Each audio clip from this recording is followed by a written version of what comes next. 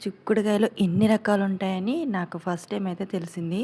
నేను ఫస్టు అమ్మ ఈ కవరిచ్చినప్పుడు వండుదాంలే అని ఫ్రిడ్జ్‌లో ఎట్టేసాను. తర్వాత చూస్తే కలర్ చేంజ్ అయిపోయినియి.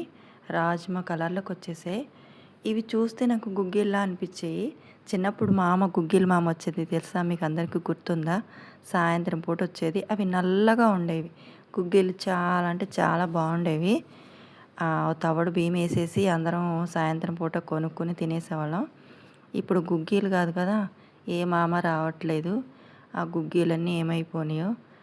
నెక్స్ట్ ఇవి ఎటూ చాలకుండా ఉన్నాయి. అందుకనే ఓ పావు కేజీ చిక్కుడుగాయలు తీసుకొచ్చి అందులో ఏసి కలిపేసి వండేసాను.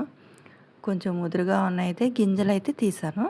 లేతగా ఉన్నాయి కట్ చేసేసి కొంచెం అది సైడ్‌లో ఉన్న ఈనైతే తీసేసి శుభ్రంగా వండేసాను.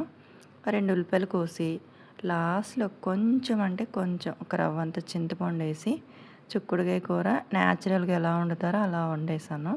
మసాలాలు గట్టా వేయలేదు.